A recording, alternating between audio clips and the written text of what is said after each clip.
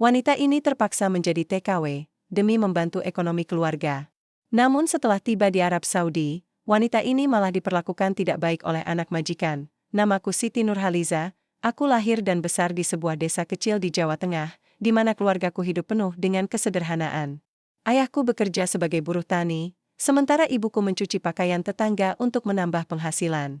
Sejak kecil, aku sudah terbiasa membantu mereka, baik di sawah maupun di dapur. Namun, meski kami berjuang keras, uang tetaplah tidak pernah cukup. Aku punya 2 adik laki-laki, Rizky dan Arif, yang masih duduk di bangku sekolah dasar. Impian satu-satunya dalam hidupku adalah melihat mereka bisa menyelesaikan pendidikan dengan layak, tidak seperti aku, yang hanya sempat menamatkan SMA karena keluarga tidak mampu membiayai kuliah. Itulah alasan mengapa, pada usia 23 tahun, aku memutuskan untuk menjadi TKW dan pergi ke Arab Saudi. Aku ingin membantu keluarga, meskipun artinya harus meninggalkan rumah dan segala kenangan manis bersama mereka.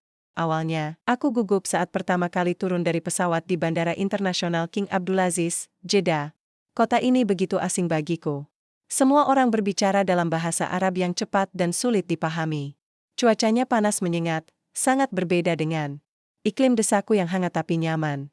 Tapi aku tahu, aku tidak punya pilihan lain. Aku harus bertahan demi keluargaku. Setelah beberapa hari transit di agen penyalur, akhirnya aku ditempatkan di sebuah rumah megah di pinggiran Riyadh. Majikanku adalah keluarga Al-Farisi, salah satu keluarga terpandang di lingkungan itu. Memiliki 4 anggota keluarga inti, Bapak Farhan, ibu majikan bernama Nuraisyah, putra sulung mereka Fahri, dan seorang putri bungsu bernama Salma. Rumah mereka luas, dengan marmer putih di lantainya dan lampu kristal yang bergelantungan di langit-langit ruang tamu. Bagiku, tempat itu terlihat seperti istana. Pekerjaanku cukup standar, membersihkan rumah, mencuci pakaian, memasak, serta menjaga kebersihan halaman belakang. Pada awalnya, semuanya berjalan lancar. Bapak Farhan dan Bu Nuraisyah adalah orang-orang yang cukup baik, meskipun kadang-kadang terlalu ketat soal detail pekerjaan. Salma, si putri bungsu, sering bermain denganku dan membuatku merasa sedikit lebih dekat dengan suasana keluarga. Namun, ada satu orang yang membuatku merasa tidak nyaman sejak hari pertama, Fahri Al-Farisi. Fahri adalah anak sulung mereka, seorang pemuda berusia 27 tahun yang tampan, tinggi, dengan senyum yang bisa membuat gadis-gadis jatuh hati dalam sekejap. Namun, di balik penampilannya yang rapi dan wajahnya yang memesona, ada aura sombong dan egois yang sulit disembunyikan. Setiap kali dia pulang dari kantor, dia bekerja di sebuah perusahaan minyak internasional. Dia selalu memberiku tatapan yang membuatku merinding. Kadang-kadang dia akan berkomentar tentang cara aku berpakaian atau meminta sesuatu dengan nada yang lebih mirip perintah daripada permintaan. Aku berusaha untuk menghindarinya sebisa mungkin. Selama beberapa bulan pertama, interaksiku dengannya hanya sebatas formalitas. Siti, tolong ambilkan teh, atau, Siti, bawa mobil ke bengkel. Tapi kemudian, suatu malam, segalanya berubah. Malam itu, keluarga Al-Farisi mengadakan pesta ulang tahun untuk Bu Nuraisyah. Aku bertugas membantu persiapan makan malam hingga acara selesai. Semua tamu datang dengan pakaian glamor, tertawa dan bercanda di ruang tengah. Aku sibuk bolak-balik dari dapur ke ruang tamu, membawa nampan berisi makanan dan minuman. Ketika acara mulai sepi, aku pikir tugasku selesai dan aku bisa beristirahat.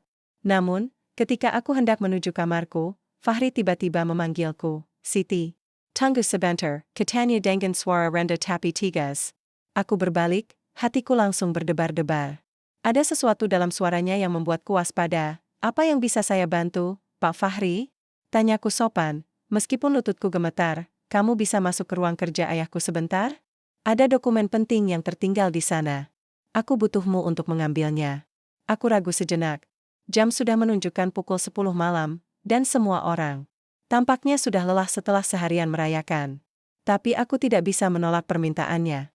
Jadi, aku mengikuti petunjuknya menuju ruang kerja Bapak Farhan. Ruang itu gelap, hanya diterangi oleh cahaya bulan yang masuk melalui jendela. Aku mencari-cari dokumen yang dimaksud, tapi aku tidak menemukannya. Ketika aku hendak keluar, tiba-tiba pintu tertutup dengan keras. Fahri berdiri di depan pintu, matanya menatapku dengan intens. Apa-apaan ini, Pak Fahri? Tanyaku, suaraku bergetar. Dia tersenyum tipis, lalu melangkah mendekatiku. Jangan khawatir, Siti. Aku hanya ingin bicara sebentar. Aku mundur, mencoba menjaga jarak. Tapi ruangan itu terlalu sempit. Fahri terus mendekat sampai aku tersudut di sudut ruangan. Aku merasa takut, tapi aku tidak bisa berbuat apa-apa. Dia lebih kuat, lebih tinggi, dan aku tahu aku tidak bisa melawan. Malam itu berakhir dengan insiden yang menghancurkan harga diriku. Aku tidak ingat banyak, hanya perasaan kosong dan dingin yang menyelimuti tubuhku. Ketika aku akhirnya bisa melarikan diri dari ruangan itu, air mata telah membanjiri pipiku. Aku tidak tahu apa yang harus kulakukan. Satu hal yang pasti, hidupku tidak akan pernah sama lagi. Malam itu, setelah aku berhasil melarikan diri dari ruangan Fahri, aku langsung masuk ke kamarku dan menutup pintunya rapat-rapat. Aku merasa seperti seekor burung yang baru saja lolos dari jaring pemburu, tapi sayapnya sudah patah. Bagaimana mungkin aku bisa kembali bekerja di rumah ini? Bagaimana mungkin aku bisa bertatapan dengan Fahri lagi? Aku mencoba menenangkan diri, tapi pikiranku berputar-putar dalam lingkaran yang tak ada habisnya. Apa yang harus kulakukan? Jika aku memberitahu majikanku, Bu Nuraisyah atau Bapak Farhan, tentang apa yang dilakukan Fahri, apakah mereka akan mempercayaiku? Mereka adalah keluarga kaya dan terpandang, sedangkan aku hanya seorang pekerja migran tanpa suara. Siapa yang akan mendengarkanku? Lagi pula, bagaimana jika mereka malah menyalahkanku karena membiarkan hal itu terjadi? Aku tahu, reputasi keluarga seperti Al-Farisi sangat penting bagi mereka. Mereka pasti akan melakukan apa saja untuk melindungi nama baik keluarga. Selama beberapa hari setelah insiden itu, aku berusaha menjaga jarak sejauh mungkin dari Fahri. Aku selalu berada di dapur atau di luar rumah, membersihkan halaman belakang meskipun tidak ada yang perlu dibersihkan. Aku bahkan mulai menghindari kontak mata dengannya saat dia pulang dari kantor. Namun, semakin aku mencoba menghindar, semakin aku merasakan tatapannya mengikuti setiap gerakanku. Ada sesuatu dalam caranya memperhatikanku yang membuatku merasa tidak aman, seolah-olah dia tahu rahasia besar yang tidak bisa kubagikan kepada siapapun. Lalu, 1 bulan kemudian, aku mulai merasakan perubahan aneh dalam tubuhku. Aku sering merasa mual di pagi hari, nafsu makanku menurun drastis, dan energiku hilang begitu saja. Awalnya, aku mengira itu hanya karena stres atau kelelahan akibat pekerjaan. Tapi ketika gejala itu terus berlanjut selama berminggu-minggu, aku mulai curiga. Aku ingat betul malam itu, malam ketika Fahri memanfaatkanku. Apa mungkin? Pada suatu sore, setelah selesai membersihkan rumah, aku memutuskan untuk pergi ke klinik terdekat. Dengan hati berdebar-debar, aku membeli alat tes kehamilan di apotek kecil di pinggir jalan. Malam itu, di kamar mandi sempit di belakang rumah, aku menunggu hasilnya dengan perasaan cemas. Ketika 2 garis merah muncul di layar kecil itu, rasanya seperti dunia runtuh tepat di atas kepalaku. Aku hamil, aku tidak tahu harus berbuat apa. Pikiran-pikiran buruk mulai memenuhi kepala. Bagaimana mungkin aku bisa melanjutkan hidup dengan bayi di dalam kandungan di negeri asing ini? Keluargaku di Indonesia pasti akan mengetahui hal ini cepat atau lambat. Ayah dan ibu akan menganggapku telah membawa aib bagi keluarga. Adik-adikku mungkin akan malu padaku. Dan yang lebih penting, bagaimana mungkin aku bisa menghadapi Fahri, orang yang bertanggung jawab atas semua ini? Beberapa hari kemudian, aku memutuskan untuk bicara dengannya. Aku tahu ini adalah langkah berisiko, tapi aku tidak punya pilihan lain. Suatu malam, ketika semua anggota keluarga Al-Farisi sudah tidur, aku mengetuk pintu kamar Fahri. Dia membuka pintu, tampak terkejut melihatku berdiri di sana. Apa yang kamu lakukan di sini? Tanyanya pelan, matanya menyipit dengan curiga. Kita perlu bicara, kataku, suaraku gemetar. Fahri menghela napas panjang, lalu melangkah mundur untuk membiarkanku masuk. Kamarnya luas, dengan dinding berwarna biru tua dan lampu meja yang redup. Aku duduk di tepi kursi, sementara Fahri berdiri di dekat jendela, menghindari tatapanku. Aku hamil, kataku langsung. Tanpa basa-basi, dia terdiam sejenak, wajahnya pucat. Apa? Aku hamil. Ini anakmu, ulangku, suaraku lebih keras kali ini. Aku ingin memastikan bahwa dia tidak bisa mengelak dari tanggung jawabnya. Fahri berjalan mondar-mandir di kamarnya, tangannya terangkat ke kepala, seolah-olah mencoba mencerna informasi yang baru saja kuberikan. Setelah beberapa saat, dia akhirnya berbicara. Bagaimana ini bisa terjadi? Katanya. Nada suaranya bercampur antara marah dan panik. Kamu tahu persis bagaimana ini bisa terjadi, balasku dingin. Sekarang, kita harus memikirkan apa yang harus dilakukan. Fahri duduk di tepi tempat tidurnya, wajahnya tertunduk. Tidak ada yang boleh tahu tentang ini. Kalau ayah dan ibu mengetahui hal ini, Dia tidak melanjutkan kalimatnya, tapi aku tahu maksudnya. Reputasi keluarga Alfarisi akan hancur. Apa yang kamu usulkan? Tanyaku. Meskipun aku sudah bisa menebak arah pembicaraan ini, kita bisa menikah secara siri, katanya akhirnya. Hanya kita berdua yang tahu. Tidak ada dokumen resmi, tidak ada pesta pernikahan. Cukup untuk melindungi nama baik keluarga. Aku terdiam. Menikah secara siri? Konsep itu terdengar asing bagiku, tapi aku tahu ini adalah solusi paling praktis dalam situasi seperti ini. Meski begitu, aku tidak bisa mengabaikan perasaan kosong yang menyelimuti hatiku. Pernikahan ini bukan didasari oleh cinta atau komitmen apapun. Ini hanya sebuah transaksi, sebuah cara untuk menutupi kesalahan Fahri agar nama baik keluarganya tetap terjaga. Aku tidak punya pilihan lain, kan? Tanyaku pelan. Fahri mengangguk. Ini demi kita berdua. Kamu bisa melanjutkan hidupmu sebagai istriku, meskipun secara rahasia. Dan aku akan melindungimu sebisa mungkin. Hatiku terasa berat, tapi aku akhirnya setuju. Beberapa hari kemudian, kami pergi ke sebuah masjid kecil di pinggir kota, di mana seorang imam lokal menikahkan kami secara diam-diam. Upacara itu singkat dan sederhana. Hanya ada kami berdua dan imam itu. Tidak ada gaun pengantin, tidak ada tamu undangan, tidak ada senyum bahagia. Hanya rasa hampa yang mendalam di hatiku. Setelah upacara selesai, Fahri mengantarku pulang ke rumah. Sepanjang perjalanan, kami tidak banyak bicara. Ketika sampai di rumah, dia berkata, "Jangan bilang apa kepada siapapun. Biarkan semuanya tetap seperti biasa." Aku mengangguk, meskipun dalam hati aku merasa seperti sedang terjebak dalam sebuah mimpi buruk yang tidak pernah berakhir. Minggu-minggu berikutnya berjalan seperti biasa, setidaknya di permukaan. Aku masih bekerja sebagai pembantu rumah tangga, bangun pagi-pagi sekali untuk membersihkan rumah dan memasak. Fahri juga bersikap normal, seolah-olah tidak ada yang berubah antara kami. Namun, dalam hatiku, segalanya sudah berbeda. Aku tidak lagi merasa seperti seorang pekerja migran biasa. Aku adalah seorang wanita yang sedang mengandung anak dari putra majikannya, terikat dalam pernikahan rahasia yang tidak memiliki arti apapun bagi kami berdua. Ada saat-saat ketika aku mempertanyakan keputusanku sendiri. Apakah aku melakukan hal yang benar? Apakah aku seharusnya memilih melawan Fahri dan keluarganya daripada menerima proposisi ini? Tapi setiap kali pertanyaan-pertanyaan itu muncul, aku selalu kembali pada satu fakta, aku tidak punya pilihan lain. Di negeri asing ini, aku tidak punya keluarga, tidak punya teman dekat, dan tidak punya suara. Aku hanya seorang TKW kecil yang berjuang untuk bertahan hidup, namun, meski aku berusaha keras menyembunyikan rahasia ini, aku tahu bahwa waktu tidak akan berpihak padaku. Semakin lama aku tinggal di rumah ini, semakin sulit bagiku untuk menjaga kebenaran tetap tersembunyi. Bu Nuraisyah mulai memperhatikan perubahan sikapku, cara aku menjadi lebih pendiam, cara aku sering absen dari pekerjaan karena merasa lemas. Bahkan Salma, si putri bungsu, pernah bertanya apakah aku sakit. Aku tahu, suatu hari, rahasia ini akan terungkap. Dan ketika itu terjadi, aku tidak tahu apa yang akan menungguku di ujung jalan. Hari-hari berlalu, dan semakin lama aku merasa seperti hidup dalam dua dunia yang saling bertabrakan. Di satu sisi, aku tetap menjadi pembantu rumah tangga yang taat dan bekerja keras, mencuci pakaian, mengepel lantai marmer yang selalu terlihat dingin di bawah kakiku, memasak makanan untuk keluarga Alfarisi seolah-olah tidak ada yang berubah. Namun, di sisi lain, setiap pagi ketika aku bangun, aku disambut oleh realitas baru yang tak bisa kuhindari. Bayangan kecil itu tumbuh di dalam perutku. Awalnya, aku berhasil menyembunyikan kehamilanku dengan baik. Aku menggunakan pakaian longgar yang menutupi tubuhku sepenuhnya, bahkan di tengah panas menyengat Riyadh.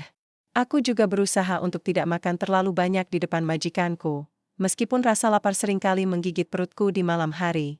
Tapi semakin minggu berlalu, semakin sulit bagi aku untuk menjaga rahasia ini. Perutku mulai membuncit, dan gejala-gejala kehamilan mulai lebih nyata, mual di pagi hari, perubahan suasana hati yang drastis, serta energi yang cepat habis meski hanya melakukan pekerjaan ringan. Bu Nuraisyah adalah orang pertama yang mulai curiga. Suatu pagi, saat aku sedang membersihkan ruang tamu, dia masuk dengan langkah tenang, tapi mata tajamnya langsung tertuju padaku. "Kamu tampak pucat akhir-akhir." "Ini, Siti, katanya, nada suaranya datar namun penuh seledek." "Ada masalah?" Aku menghentikan gerakan sapuku sejenak, jantungku berdebar kencang. "Tidak, Bu. Hanya sedikit lelah, mungkin karena cuaca." Dia tidak tampak puas dengan jawabanku. "Kalau begitu, istirahatlah sebentar. Kamu tidak sakit. Pekerjaanmu penting di sini. Aku mengangguk pelan, tapi ketika dia berbalik meninggalkan ruangan, aku bisa merasakan tatapan curiganya masih melekat di punggungku. Aku tahu, dia tidak akan berhenti sampai di situ. Beneresha bukan wanita bodoh. Dia terbiasa memperhatikan detail-detail kecil, dan aku khawatir bahwa kehamilanku akan menjadi salah satu hal yang tidak bisa luput dari pengamatannya. Fahri, di sisi lain, semakin menjauh dariku. Setelah pernikahan sirinya denganku, dia seolah-olah melupakan keberadaanku sama sekali. Dia tidak pernah lagi berbicara denganku kecuali jika benar-benar diperlukan. Aku jarang melihatnya di rumah, karena dia sering pulang larut malam setelah bekerja atau menghadiri pertemuan bisnis. Ketika kami bertemu, dia hanya memberiku tatapan singkat, seolah-olah aku adalah udara yang tidak layak diperhatikan. Ini menyakitkan. Bukan hanya karena dia tidak peduli dengan kondisiku, tapi juga karena aku merasa sendirian dalam menghadapi semua ini. Aku tidak punya siapa-siapa untuk berbagi beban, tidak ada teman, tidak ada keluarga, bahkan tidak ada suami yang benar-benar mendukungku. Fahri telah memilih untuk menyingkirkan tanggung jawabnya, meninggalkanku dengan janji-janji kosong tentang perlindungan yang tidak pernah ia wujudkan. Suatu malam, ketika semua anggota keluarga sudah tidur, aku duduk di tepi tempat tidurku yang sempit, memegang perutku erat-erat. Aku mencoba membayangkan seperti apa rasanya menjadi seorang ibu. Apakah aku akan bisa mencintai anak ini? Apakah dia akan tumbuh menjadi seseorang yang kuat dan mandiri, meskipun lahir dari situasi yang begitu rumit? Namun, ada satu pertanyaan yang lebih menghantui pikiranku, apakah aku pantas menjadi seorang ibu? Bagaimana mungkin aku bisa membesarkan seorang anak di negeri asing ini, tanpa dukungan keluarga atau suami?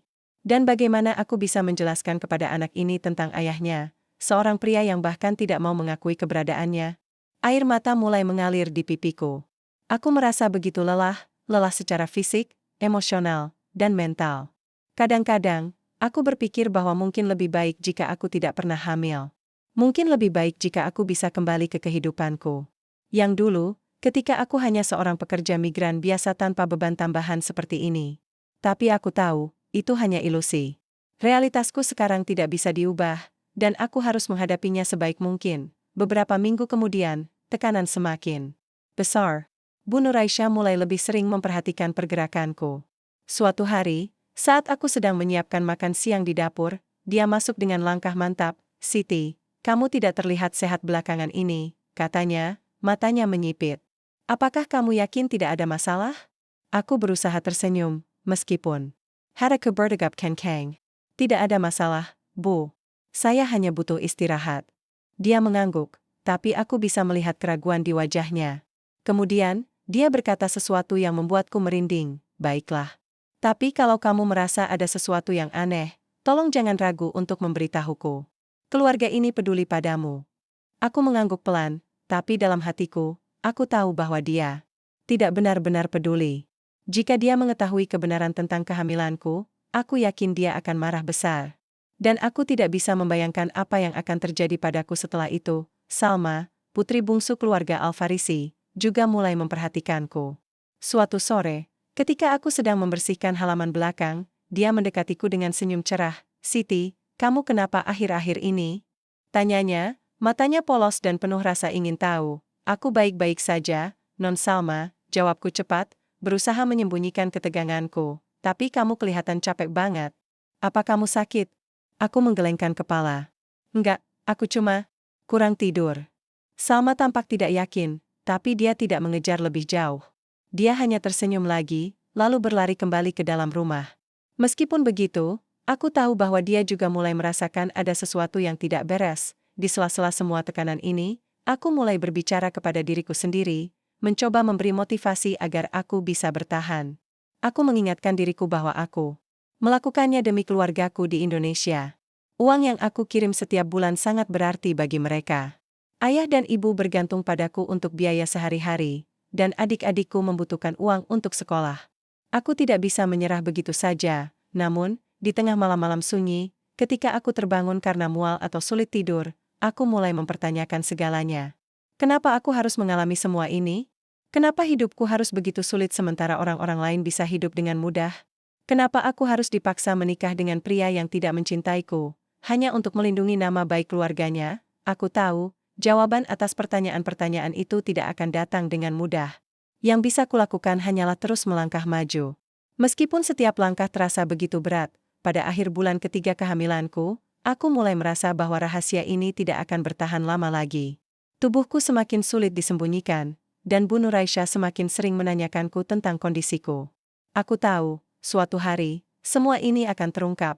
Dan ketika itu terjadi, aku tidak tahu apa yang akan menungguku di ujung jalan, tapi untuk saat ini, aku hanya bisa berdoa agar Allah memberiku kekuatan untuk menghadapi apapun yang akan datang. Aku tidak tahu bagaimana bisa hidup dengan sesuatu yang begitu besar, begitu berat, selama berbulan-bulan tanpa ada yang mengetahuinya. Tapi seiring waktu, beban itu mulai meretakkan dinding-dinding yang kubangun untuk menyembunyikan kebenaran. Aku seperti berjalan di atas tali yang semakin tipis dan rapuh, sementara angin deras terus mencoba menjatuhkanku. Dan pada akhirnya, aku jatuh. Semua dimulai dari sesuatu yang tampak sepele, sebuah percakapan telepon. Suatu sore, ketika aku sedang membersihkan dapur, ponsel Fahri berbunyi di meja ruang tamu. Dia lupa membawanya setelah pulang kerja. Biasanya, aku tidak akan pernah berani menyentuh barang-barang milik majikanku, apalagi memegang ponsel mereka. Namun kali ini, entah kenapa, rasa penasaranku mengalahkan logika. Mungkin karena aku sudah lelah dengan semua kebohongan dan pengabaian yang dia tunjukkan padaku. Atau mungkin hanya karena aku ingin tahu apakah dia benar-benar lupa bahwa aku ada. Ketika aku melihat nama Rania muncul di layar ponselnya, hatiku langsung terasa dingin. Rania adalah salah satu teman dekat Fahri yang sering datang ke rumah untuk acara keluarga atau pertemuan bisnis. Dia adalah wanita cantik, elegan, dan sangat karismatik. Selama ini, aku mendengar beberapa cerita dari pembicaraan antar keluarga bahwa Rania dan Fahri memiliki hubungan spesial. Tapi aku tidak pernah benar-benar memperhatikan hal itu, karena aku pikir hubungan kami, aku dan Fahri, sudah cukup buruk tanpa harus dibandingkan dengan siapapun. Namun, ketika aku secara tak sengaja mendengar nada suara Fahri di ujung telepon, segalanya berubah. Ya, aku tahu, kata Fahri pelan, tapi nadanya penuh emosi. Aku sudah berusaha menutupi semuanya, tapi aku tidak yakin bisa bertahan lebih lama lagi. Jantungku berdebar keras. Aku tahu mereka tidak sedang membicarakan pekerjaan atau topik biasa lainnya. Ada sesuatu yang lebih dalam, sesuatu yang menyangkut rahasia besar. Bagaimana kalau dia mengetahuinya? Tanya Rania, suaranya terdengar cemas. Aku tidak bisa mendengar jawaban Fahri dengan jelas, tapi aku bisa merasakan ketegangan dalam suaranya. Tidak ada pilihan lain. Kita harus memutuskan secepat mungkin, lanjut Fahri, suaranya lebih tegas kali ini. Aku mungkin harus mengambil langkah ekstrim. Aku mundur beberapa langkah, tubuhku gemetar hebat. Apa yang sedang mereka bicarakan? Siapa yang mereka takutkan? Apakah mereka membicarakan aku? Sebelum aku sempat memikirkan lebih jauh, pintu ruang tamu terbuka dengan keras. Bu Nuraisha masuk. Matanya menyipit saat melihatku berdiri di dekat meja dengan ponsel Fahri di tangan. Apa yang kamu lakukan di sini? Tanyanya, nada suaranya dingin dan penuh curiga. Aku langsung panik. Bu, saya hanya hendak memberikan ponsel Pak Fahri. Dia lupa membawanya tadi. Bu Nuraisha mengambil ponsel itu dari tanganku, lalu menatapku lama. Kenapa kamu terlihat begitu gugup? Aku tidak bisa menjawab. Mulutku terasa kering, dan aku hanya bisa menundukkan kepala. Dia tidak berkata apa-apa lagi, tapi aku bisa merasakan tatapannya menusuk ke dalam diriku, seolah-olah dia sedang mencari kebenaran. Yang selama ini aku sembunyikan, beberapa hari kemudian, semuanya runtuh. Semua tekanan yang aku coba atasi selama berbulan-bulan akhirnya mencapai titik puncaknya. Awalnya, aku tidak tahu apa yang membuat Bu Nuraisha semakin curiga. Tapi ketika aku sedang beristirahat di kamarku setelah seharian bekerja, aku mendengar suara ribut-ribut dari ruang tengah. Aku keluar dengan hati-hati, dan melihat Bu Nuraisha duduk di sofa bersama Bapak Farhan. Wajah mereka tampak muram, dan mata mereka tertuju pada Salma, yang sedang menangis. Aku tidak tahu kenapa orang-orang selalu membicarakannya, jerit Salma, suaranya penuh frustrasi. Aku hanya bertanya-tanya kenapa Siti terlihat aneh akhir-akhir. Ini. Aku membeku di tempat. Jantungku berdebar kencang, dan aku tahu, inilah akhir dari semuanya. Bu Nuraisha bangkit dari sofa, wajahnya memerah karena marah. Dia melangkah cepat menuju kamarku, dan beberapa detik kemudian, aku mendengar pintu kamarku dibuka dengan keras. Kamu keluar sekarang, bentaknya, suaranya menggema di koridor. aku keluar dengan tubuh gemetar, tidak tahu apa yang harus kulakukan. Bu Nuraisyah menatapku dengan mata penuh kemarahan, sementara Bapak Farhan berdiri di belakangnya dengan wajah bingung. Apakah ini benar? Tanyanya, suaranya bergetar karena emosi. Apakah kamu hamil? Aku tidak bisa berbohong lagi. Air mata mulai mengalir di pipiku, dan aku hanya bisa mengangguk pelan. Ruangan itu langsung sunyi. Bahkan udara terasa berat, seolah-olah seluruh dunia telah berhenti berputar. Kemudian, Bu Nuraisyah mulai berteriak, suaranya memenuhi seluruh rumah. Siapa ayahnya? Tanyanya, suaranya penuh amarah. Siapa yang berani melakukan ini padamu? Aku tidak bisa menjawab. Aku hanya menundukkan kepala, berharap tanah akan terbelah dan menelan aku utuh. Fahri tiba-tiba muncul di pintu ruang tamu, wajahnya pucat. Dia tampak seperti seseorang yang baru saja ditangkap basah melakukan kejahatan. Bu Nuraisyah langsung menoleh ke arahnya, matanya menyipit. Fahri, apakah ini benar? Tanyanya, suaranya bergetar. Fahri tidak bisa berbicara.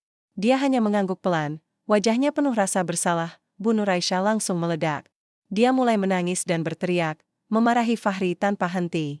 Bapak Farhan hanya diam, wajahnya penuh kekecewaan. Kamu mempermalukan keluarga ini, teriak Bu Nuraisyah. Bagaimana bisa kamu melakukan ini pada gadis ini? Bagaimana bisa kamu membiarkan ini terjadi? Fahri mencoba membela diri, tapi suaranya terdengar lemah. Bu, aku sudah menikahinya secara siri. Kami sudah menyelesaikan masalah ini. Bu Nuraisyah tertawa sinis. Menikah secara siri? Di mana dokumennya? Di mana buktinya? Aku melihat kebingungan di wajah Fahri. Dia tidak punya jawaban. Semua yang dia lakukan hanyalah janji-janji kosong. Dan sekarang, semuanya terungkap, Bu. Nuraisyah menoleh padaku, matanya penuh kemarahan. Kamu harus pergi. Kamu tidak bisa tinggal di sini lagi. Aku terkejut. Bu, tapi, cukup, potongnya keras. Kamu tidak bisa tinggal di rumah ini.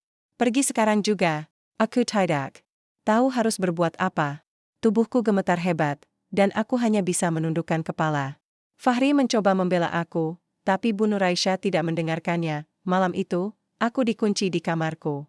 Esok paginya, aku dipaksa meninggalkan rumah tanpa sepeser pun uang. Aku hanya membawa tas kecil berisi pakaian dan dokumen pentingku. Aku berdiri di pinggir jalan, sendirian, tanpa tahu kemana harus pergi. Aku tahu, ini adalah awal dari babak baru dalam hidupku, babak yang lebih sulit daripada yang pernah kuhadapi sebelumnya. Tapi aku juga tahu, aku tidak bisa menyerah. Aku harus bertahan, demi anak yang ada di dalam perutku, demi keluargaku di Indonesia, dan demi diriku sendiri. Aku berdiri di pinggir jalan yang ramai, dengan tas kecil di tangan dan langit Riyadh yang panas menyengat tubuhku. Aku merasa seperti seekor burung yang dilepaskan dari sangkar tanpa sayap. Semua yang kumiliki, pekerjaanku, tempat tinggalku, bahkan sedikit harapan yang tersisa, telah direnggut dariku dalam sekejap mata. Aku tidak punya uang, tidak punya teman, dan tidak ada tempat untuk pulang. Satu-satunya hal yang masih bersamaku adalah anak yang sedang tumbuh di dalam perutku. Dan aku tahu dia bergantung sepenuhnya padaku. Namun, meski tubuhku lemah, ada sesuatu yang mulai membara dalam diriku, rasa marah. Marah kepada Fahri, yang meninggalkanku begitu saja setelah semua yang terjadi. Marah kepada keluarga Al-Farisi, yang mengusirku tanpa rasa belas kasihan. Tapi yang paling penting, aku marah pada diriku sendiri karena telah begitu naif, begitu mudah dimanfaatkan oleh mereka. Aku tidak bisa membiarkan ini berlalu begitu saja. Aku harus melakukan sesuatu, meskipun aku tidak tahu apa. Beberapa hari kemudian, aku menemukan diriku di sebuah shelter kecil yang dikelola oleh organisasi nirlaba untuk pekerja migran. Seorang teman sesama TKW yang pernah bekerja di rumah tetangga. Keluarga Al-Farisi memberitahuku tentang tempat ini. Awalnya, aku ragu untuk datang ke sini, karena aku takut akan dianggap sebagai korban yang lemah. Tapi ketika aku melihat wajah-wajah para wanita lain di sana, wanita-wanita yang juga pernah mengalami pengkhianatan, pelecehan, atau perlakuan buruk di negeri asing, aku merasa bahwa aku tidak sendirian. Di shelter itu, aku bertemu dengan seorang wanita bernama Dewi, seorang aktivis hak pekerja migran yang penuh semangat. Dia mendengarkan ceritaku dengan sabar, lalu berkata, "Kamu tidak bisa biarkan mereka lolos begitu saja, Siti. Kamu harus melawan." "Melawan bagaimana?" tanyaku, suaraku bergetar. "Aku cuma seorang TKW. Mereka keluarga besar, kaya, dan berkuasa. Siapa yang akan mendengarkanku?" Dewi tersenyum tipis. Kekuatan kita bukan hanya soal uang atau status sosial. Kita punya suara, dan suara itu lebih kuat daripada yang kamu bayangkan. Media sosial bisa menjadi senjata ampuh kalau digunakan dengan benar. Aku belum pernah menggunakan media sosial sebelumnya, tapi Dewi membantuku membuat akun di salah satu platform populer. Dia mengajari aku cara menulis postingan, cara membagikan kisahku, dan cara mencari perhatian publik. Awalnya, aku ragu. Apakah orang-orang akan peduli? Apakah mereka akan percaya padaku? Tapi lalu aku ingat kata-kata Dewi, setiap cerita penting, apalagi jika itu melibatkan ketidakadilan. Dunia butuh mendengar suaramu, Siti. Jadi, malam itu, aku memposting kisahku. Aku menceritakan segalanya, bagaimana aku diperlakukan oleh keluarga Al-Farisi, bagaimana Fahri memanfaatkanku, dan bagaimana aku diusir begitu saja tanpa bantuan apapun. Aku juga menyertakan foto-foto kecil yang aku ambil diam-diam selama bekerja di rumah mereka, bukti kehidupan yang pernah aku jalani. Postingan itu singkat, tapi penuh emosi. Aku bahkan tidak berharap banyak dari itu, namun, keesokan paginya, aku terbangun dengan notifikasi yang memenuhi layar ponselku. Postinganku sudah viral. Orang-orang dari berbagai penjuru dunia mulai berkomentar, memberi dukungan, dan berbagi cerita serupa. Beberapa wartawan internasional mulai menghubungi Shelter untuk mengonfirmasi kisahku. Bahkan beberapa organisasi hak asasi manusia turut angkat bicara, menyebut kasusku sebagai contoh nyata eksploitasi terhadap pekerja migran. Fahri dan keluarganya pasti mendengar tentang ini. Aku bisa membayangkan betapa marah dan paniknya mereka saat nama mereka tersebar luas di media. Beberapa hari kemudian, aku menerima telepon dari seorang pengacara yang ditugaskan oleh organisasi hak pekerja migran. Dia memberitahuku bahwa keluarga Al-Farisi sedang diselidiki atas tuduhan pelanggaran hak asasi manusia dan eksploitasi tenaga kerja. Namun, balas dendam ini tidak datang tanpa konsekuensi. Suatu malam, ketika aku sedang tidur di shelter, seseorang melemparkan batu besar ke jendela kamarku. Salah satu relawan yang berjaga langsung bangkit dan mengecek situasi, tapi pelakunya berhasil kabur. Beberapa hari kemudian, aku menerima pesan ancaman melalui ponselku. Berhenti bicara, atau kamu akan menyesal. Aku merasa ketakutan, tapi aku tidak mau menyerah. Dewi dan para relawan di shelter terus mendukungku, menjagaku agar tetap aman.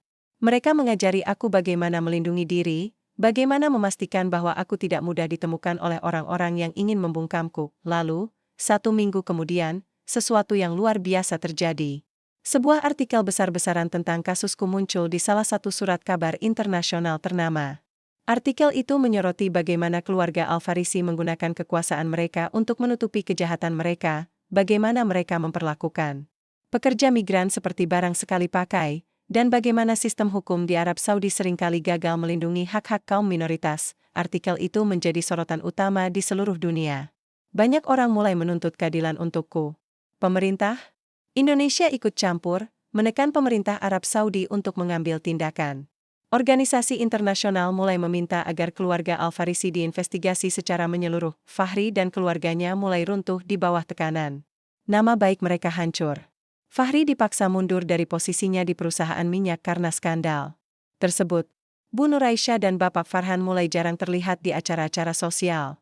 Rumah megah mereka, yang dulunya simbol status dan kekuasaan, kini menjadi bahan perbincangan negatif di mana-mana. Meski begitu, aku tidak merasa puas sepenuhnya. Aku tahu bahwa balas dendam ini bukan tentang mempermalukan mereka atau menghancurkan hidup mereka. Ini tentang keadilan, tentang membuat mereka bertanggung jawab atas apa yang telah mereka lakukan. Dan yang paling penting, ini tentang memberi suara bagi para pekerja migran lainnya yang mungkin pernah mengalami hal serupa tetapi tidak memiliki keberanian untuk bersuara. Aku mulai berbicara di beberapa forum online dan webinar yang diadakan oleh organisasi hak pekerja migran. Aku menceritakan kisahku kepada siapapun yang mau mendengarkan, berharap bahwa ceritaku bisa menjadi inspirasi bagi orang lain untuk berani melawan ketidakadilan. Aku juga mulai menulis diari kecil, mencatat setiap momen penting dalam perjalanan ini. Aku ingin anakku kelak tahu bahwa ibunya pernah berjuang keras untuk melindunginya. Namun, di tengah semua ini, aku juga mulai menyadari bahwa balas dendam tidak akan pernah cukup untuk menghapus luka yang telah aku alami. Aku masih merasa kosong, masih merasa seperti bagian dari diriku hilang selamanya. Tapi aku tahu, aku tidak bisa terus hidup dalam kebencian. Aku harus belajar memaafkan, bukan untuk mereka, tapi untuk diriku sendiri, pada akhirnya, aku memutuskan untuk meninggalkan Riyadh. Aku tidak bisa tinggal di kota ini lebih lama lagi. Ada terlalu banyak kenangan buruk yang menghantuiku. Organisasi hak pekerja migran membantuku mengurus dokumen untuk kembali ke Indonesia. Mereka juga membantuku mengumpulkan uang untuk memulai hidup baru di desaku. Sebelum aku pergi, Dewi memberiku sebuah pelukan erat. "Kamu sudah melakukan hal yang luar biasa, Siti," katanya. "Ingatlah, kamu bukan korban. Kamu adalah pejuang." Aku tersenyum tipis, air mata mulai mengalir di pipiku. "Terima kasih, Dewi. Tanpa kamu, aku tidak tahu apa yang akan terjadi padaku." Dia mengangguk. "Kamu akan baik-baik saja. Kamu lebih kuat daripada yang kamu pikirkan." Ketika pesawat yang membawaku kembali ke Indonesia lepas landas, aku melihat keluar jendela, memandangi awan-awan putih yang bergerak di langit biru. Aku tidak tahu apa yang menungguku di depan, tapi aku tahu satu hal, aku tidak akan pernah menyerah. Aku akan terus berjuang, demi anakku, demi keluargaku, dan demi semua pekerja migran yang pernah merasa takut untuk bersuara. Ketika pesawat mendarat di Bandara Internasional Soekarno-Hatta, aku merasa seperti seorang peziarah yang akhirnya kembali ke tanah kelahiran setelah bertahun-tahun tersesat di padang gurun. Udara Indonesia terasa lebih hangat dan lembab dibandingkan Riyadh yang kering dan panas.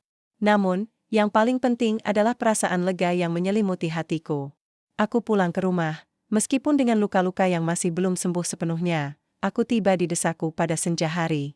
Sawah-sawah hijau yang dulu kukenal masih ada di sana, melambaikan daunnya di bawah angin lembut. Jalan-jalan tanah berdabio, yang sering kulalui saat kecil tampak sedikit lebih sempit dari ingatanku, tapi tetap membawa rasa nostalgia yang mendalam. Ketika aku turun dari mobil sewaan yang membawaku dari terminal bus, aku langsung melihat sosok-sosok yang sangat kucintai, ayah, ibu, Rizky, dan Arif, berdiri di depan pintu rumah sederhana kami, menungguku dengan mata berkaca-kaca. "Siti," panggil ibu, suaranya penuh emosi. Dia langsung berlari ke arahku dan memelukku erat, seolah-olah takut aku akan hilang lagi. Ayah hanya diam, tapi matanya basah ketika dia menghampiriku dan meletakkan tangannya di bahuku. "Selamat datang di rumah, nak," katanya pelan, suaranya bergetar. Rizky dan Arif, adik-adikku, juga ikut memelukku. Mereka sudah tumbuh besar dalam waktu singkat ini. Rizky sekarang sudah remaja, sementara Arif hampir mencapai usia sekolah menengah pertama. Aku tersenyum melihat mereka, meski hatiku sedikit sesak. Aku tidak bisa membayangkan bagaimana reaksi mereka nanti ketika aku harus menjelaskan tentang anak yang sedang kandung, tapi untuk malam itu, aku memilih untuk tidak membicarakannya. Kami semua masuk ke dalam rumah, dan ibu langsung membuatkan teh jahe panas untukku. Kami duduk bersama di ruang tamu yang sederhana, berbagi cerita tentang apa yang telah terjadi selama aku pergi. Aku bercerita tentang pekerjaanku sebagai pembantu rumah tangga di Arab Saudi, tapi aku tidak menyebutkan insiden dengan Fahri atau kasus yang viral. Aku hanya ingin menikmati momen damai bersama keluargaku, meskipun aku tahu rahasia besar itu tidak bisa disembunyikan selamanya. Beberapa minggu kemudian, perutku semakin membesar, dan aku tahu waktunya telah tiba untuk memberitahu keluargaku tentang bayi yang ada di dalam kandunganku. Suatu sore, ketika ayah, ibu, dan adik-adikku sedang duduk di halaman belakang, aku memutuskan untuk bicara. "Ayah, ibu, ada sesuatu yang harus aku ceritakan," kataku, suaraku gemetar. Mereka semua menoleh padaku, wajah mereka dipenuhi rasa penasaran. Aku menarik napas dalam-dalam, lalu mulai menceritakan segalanya, tentang Fahri, tentang pernikahan siriku, tentang pengusiran oleh keluarga Al-Farisi, dan tentang perjuanganku untuk mendapatkan keadilan. Aku juga memberitahu mereka bahwa aku akan melahirkan seorang anak dalam beberapa bulan ke depan. Ruangan itu sunyi selama beberapa detik yang terasa seperti berjam-jam. Mata ibu berkaca-kaca, dan ayah hanya menundukkan kepala, mencoba mencerna apa yang baru saja kudengar. Rizky dan Arif tampak bingung, tapi mereka tidak mengatakan apa-apa. Akhirnya, ibu angkat bicara. "Kenapa kamu tidak memberitahu kami lebih awal, Siti? Kami bisa membantumu." Aku menggelengkan kepala. Aku tidak ingin kalian khawatir. Aku juga tidak tahu apa yang harus kulakukan. Tapi sekarang, aku sudah kembali ke sini, dan aku ingin memulai hidup baru. Aku ingin membesarkan anak ini dengan baik. Ayah akhirnya angkat bicara, suaranya tenang tapi tegas. "Kami akan selalu mendukungmu, Siti. Kamu adalah anak kami, dan anak ini juga cucu kami. Apapun yang terjadi, kami akan bersama-sama menghadapinya. Aku tidak bisa menahan air mata yang mengalir di pipiku. Untuk pertama kalinya dalam berbulan-bulan, aku merasa aman. Aku merasa seperti bagian dari sebuah keluarga yang utuh. Beberapa bulan kemudian, aku melahirkan seorang bayi perempuan di klinik desa. Aku menamainya Akila, yang berarti bijaksana dalam bahasa Arab. Aku memilih nama itu karena aku ingin dia tumbuh menjadi gadis yang kuat, mandiri, dan penuh hikmat. Akila adalah harapan baruku, cahaya kecil yang menerangi jalan hidupku yang sempat gelap. Setelah melahirkan, aku mulai membangun hidup baru. Dengan dukungan keluargaku, aku mendirikan komunitas pendukung bagi mantan pekerja migran di desaku.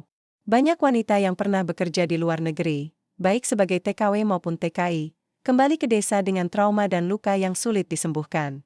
Aku ingin memberi mereka tempat untuk berbagi cerita, saling mendukung, dan membangun masa depan yang lebih baik. Komunitas itu berkembang pesat.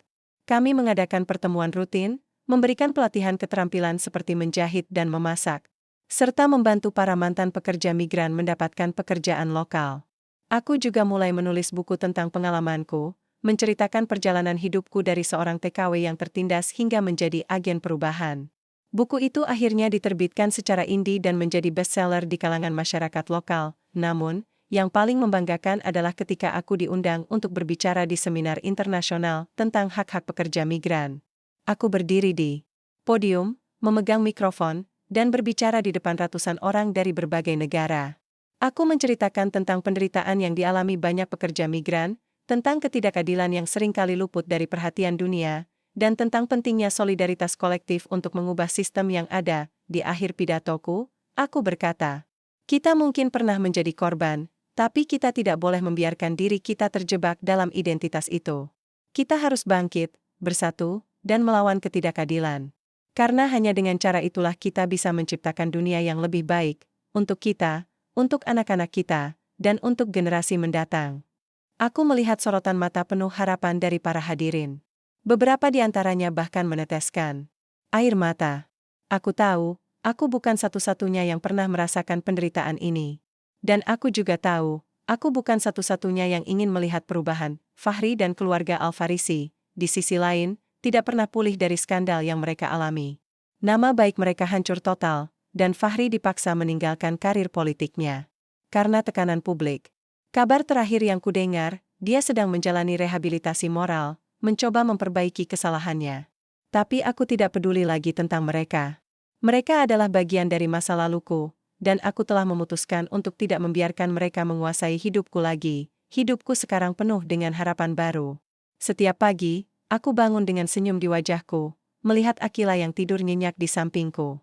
Aku tahu jalan ke depan tidak akan selalu mudah, tapi aku siap menghadapinya.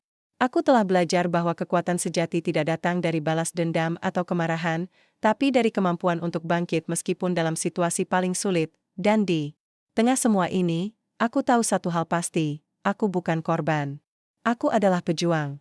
Aku adalah Siti Nurhaliza, seorang ibu, seorang pekerja migran, dan seorang agen perubahan.